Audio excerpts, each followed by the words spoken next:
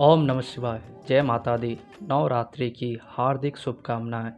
आज हम बात करेंगे नए सीरीज के बारे में, जो कि नौ ग्रह से जोड़ के हम सारे डिटेल में बात करेंगे। और साथ ही साथ शुरुआत में मैं एक वीडियो डालूंगा जो ये बना रहा हूँ। इस वीडियो में मैं बताऊंगा कि नौ ग्रह और माता के नौ स्वरूप का कनेक्शन कैसे है। नौ ग्रह और माता के नौ स्वरूप का पूजन करने से कैसे वो नौ ग्रह ठीक हो जाते हैं। और उसके बाद मैं 12 राशियों में बात करूँगा कि 12 राशि और 12 ज्योतिर्लिंग कैसे एक दूसरे से कनेक्ट हैं। तो पहले मैं नौ ग्रह और नौ देवी माँ के स्वरूप के बारे में बताऊँगा और उसके बाद राशियों के बारे में। तो नौ ग्रह और नौ देवी माँ के स्वरूप का कनेक्शन किस प्रकार है, इस पे हम चलिए बात करते हैं।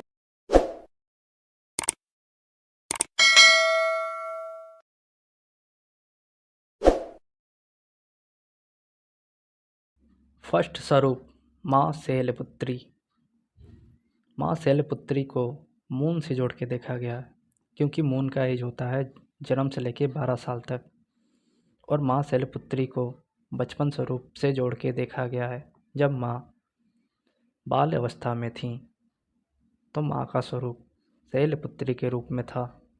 और 0 से 12 मतलब जन्म से 12 साल तक चंद्र का आधिपत्य रहता है एक बच्चे पे, और इसीलिए बच्चे चंचल होते हैं। तो फर्स्ट माँ शैलपुत्री को मून यानी चंद्र से जोड़ के देखा गया है।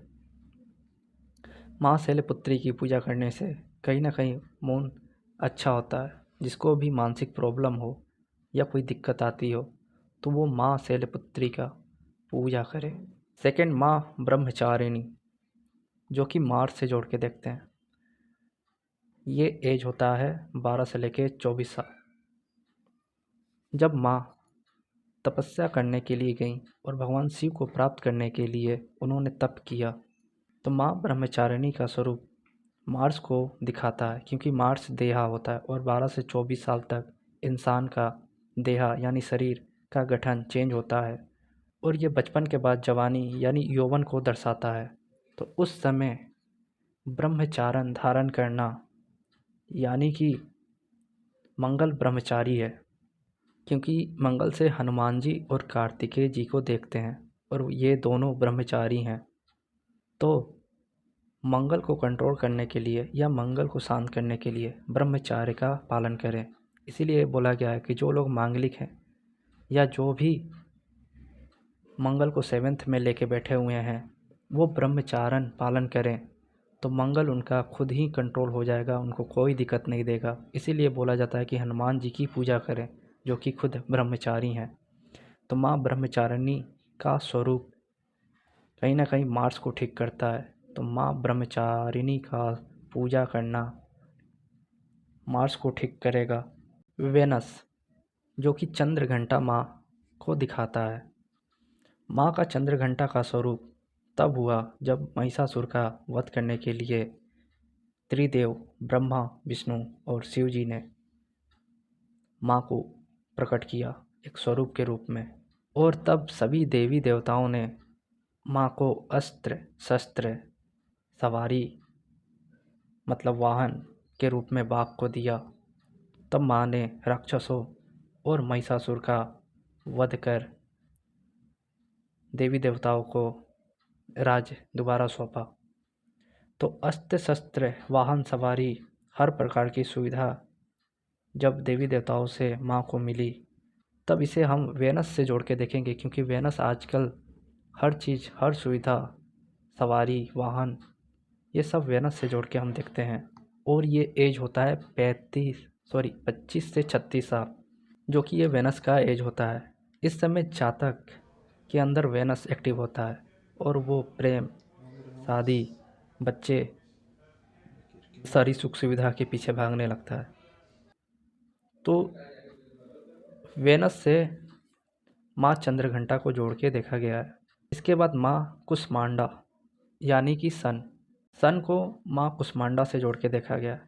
जब संसार यानी ब्रह्मांड अंधकार में था, तब माँ का जन्म एक ऊर्जा की गोले के रूप में हुआ, जो बहुत ज़्यादा ही प्रकाशित था और बहुत ज़्यादा ही उसमें ऊर्जा थी, जो कि सूर्यमंडल में स्थित हुआ।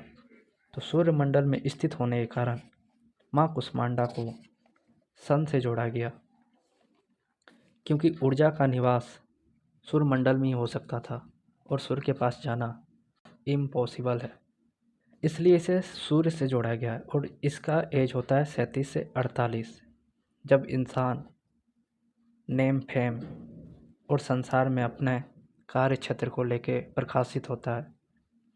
तो माँ कुष्मांडा को सन से जोड़ के देखेंगे, और कहीं ना कहीं माँ कुष्मांडा की पूजा करने से सन अच्छा होता है।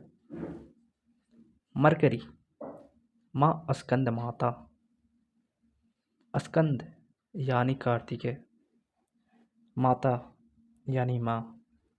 कार्तिकेय जी की माँ पार्वती, माँ स्कंद माता। जब तारकासुर के द्वारा अत्याचार बढ़ा तो माँ पार्वती को नारद के द्वारा तपस्या से शिव जी को प्राप्त कर शादी करने के लिए नारद जी ने माँ पार्वती को बताया। और उसके बाद जब माँ पार्वती और शिव जी का मिलन हुआ, तो उन दोनों के मिलन से एक ऊर्जा बीज के रूप में उत्पन्न हुई। उस बीज से 6 मुख वाले कार्तिकेय का जन्म हुआ, और उन्होंने तारकासुर को मारकर देवी देवताओं को फिर से राज्य प्रदान किया। तो ये मरकरी का एज है, यानी कि माँ स्कंद माता, जब माता के द्वारा स्कंद कार्तिकेय का जन्म हुआ, यानी मरकरी छोटा बच्चा बालक, ये 49 से 60 एज है। जुपिटर, माँ कात्यायनी, इसका एज 60 से 72 है। माँ ने शुभ निशुभ को मारने के लिए जब जन्म लिया और शुभ निशुभ को मारकर अच्छा और बुरा की समझ इंसान को, देवी देवताओं को दिया, तो जुपिटर अच्छे और बुरे को समझ को दिखाता है। इंसान के अंदर 60 साल के बाद अच्छे और बुरे की समझ हो जाती है, और वो समझ जाता है कि अपने काम से काम रखें और अपने ज्ञान पे फोकस करें, अपने आप पे फोकस करें। तो 60 से 72 साल ये जुपिटर का है, और जुपिटर को माँ कात्यायनी के रूप में दिया गया है। माँ कालरात्रि, शनि, शनि से जोड़ के देखा गया है, क्योंकि ये 73 से 84 साल होता है। काल यानी मृत्यु, रात्रि यानी अंधकार, अंधकार की मृत्यु। रक्त बीज जो बार बार उत्पन्न हो जाते थे, माँ ने काल रात्रि का रूप लिया और अंत कर दिया। क्योंकि वो बार बार उत्पन्न हो जाते थे, तो माँ ने उनका खून पीना चालू किया और उन्हें मार दी गई। तो अंधकार की मृत्यु कर उजाला फैलाया। उसी प्रकार शनि पैसेंस है, किसी भी कार्य में पैसेंस इंसान में शनि ही देता है, तभी इंसान कोई भी काम पूरा कर सकता है। और ये एज जो है वो ओल्ड एज में आ जाता है, 73 से 84, यानी बुढ़ापा। एक बूढ़े इंसान में बहुत ज़्यादा पैसेंस हो जाता है, क्योंकि उसने सारा कुछ देख लिया है, वो सारा जीवन जी चुका है। इसीलिए शनि को माँ कालरात्रि से जोड़ के देखते हैं। माँ महागौरी, ये राहु से जोड़ के देखते हैं। इसका एज है 85 से 96। माँ ने तपस्या के दौरान वो जब बहुत ही दुर्बल हो गई और थोड़ी सांवली हो गई, तो शिव जी ने जब दर्शन दिया, तो माँ ने कहा कि मैं बहुत दुर्बल और सांवली सी प्रतीत हो रही हूँ। तो शिव जी ने अपने कमंडल से जल निकालकर माँ को गौर वर्ण बनाया। तब से माँ महागौरी के रूप में जानी जाती हैं। माँ के इससे गौरवन से पूरे विश्व, पूरे ब्रह्मांड में प्रकाशमान हो गया। सौंदर्य इतना ज़्यादा बढ़ गया कि पूरा विश्व प्रकाशित हो गया। आजकल हम राहु को भी वैसे ही देखते हैं, जैसे कि इंटरनेट के द्वारा लोग दूर दूर देश में अपनी छाया के द्वारा प्रकाशित हो रहे हैं। तो कहीं ना कहीं राहु को माँ महागौरी से जोड़ के देखा गया है। माँ सिद्धिदात्री ये केतु से जोड़ के देखते हैं, जो कि 96 से 108 साल है। सिद्धि यानी अलौकिक शक्ति और दात्री यानी दाता प्रदान करना। माँ का रूप 8 सिद्धि और 6 षड रिपु से मुक्त करता है।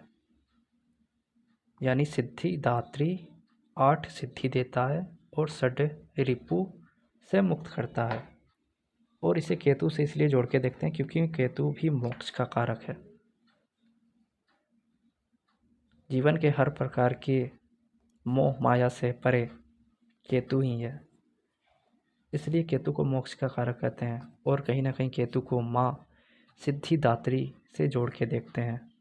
तो ये आज 9 ग्रह और 9 माता से जोड़ के मैंने कुछ बात बताई।